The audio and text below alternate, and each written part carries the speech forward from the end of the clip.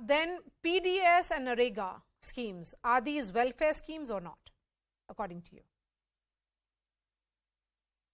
Well, let's look at the PDS system in a historical context, which has stayed the same, or the operation of that.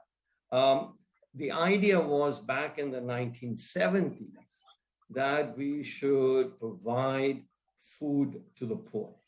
And at that time, remember, the poor population was much, much larger than now. Yes. And it made a lot of sense to provide support to the poor. I have always been completely in favor of such a policy. So we decided, excuse me, to provide food to the poor, but we said, okay, now how do we provide food to the poor? We will buy the food from the farmers. Okay, we'll buy the food from the farmers.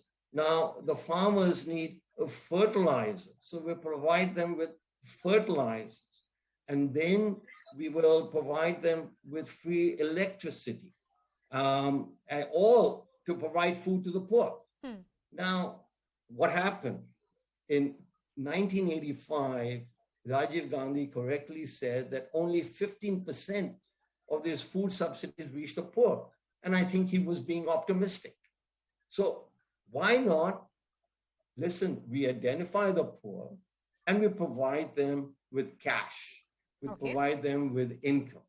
Now, I would think that even at that time, targeting by this method was much better than targeting by the method that we adopted.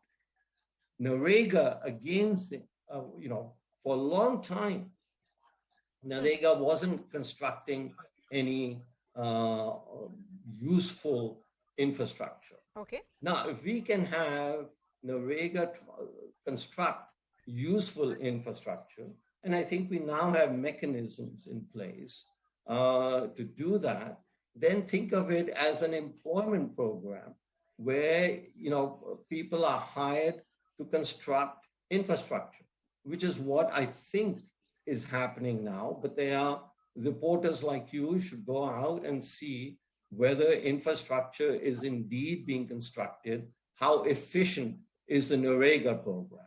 There's too much tendency in India throughout history. Yes. Oh, this is for the poor, so let's do it.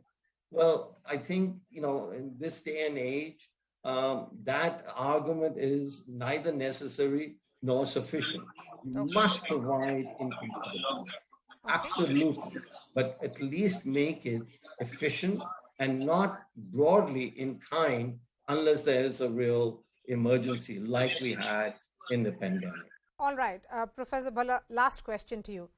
There is this argument also that though growth lifted a large part of the population out of poverty, many in India still have a very hard life with limited opportunity.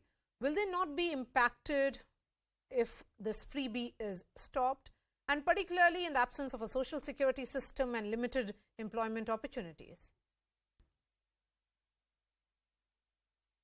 Mara, you are assuming that the freebies, and all my discussion of the last 10 minutes or so, you're assuming that freebies just reach the poor. That is an assertion which is not grounded in facts. So please think of it that, look, you want to help the poor, absolutely a good idea. Please tell me, how is a freebie like free electricity in Punjab helping the poor? Yes. Does that help the poor? So it helps a poor farmer, but it helps the rich farmer a lot more. He's got a larger land. He's using more electricity for irrigation. So please, a freebie is wrong politically, economically, etc. Targeted expenditure is politically a better thing to do and economically a better thing to do. So, I think it's an open and shut case. There is an efficient way of redistributing income, which is, after all, what the whole discussion is about. And there is a very inefficient way of redistributing income. So we have chosen, until recently, the most inefficient way of redistributing income. Think about it. Why did no other poor country provide the massive subsidies, food subsidies via the through programs like the PDFs? You know, there are 190 countries in the world. What is so unique, and what is it that we know more than all the 189 other countries? They all provide, everybody provides income for the bottom 25%. Income support. You have to do that. Societies have to do that. But there are methods by which you do. Efficient methods by which everybody is better off.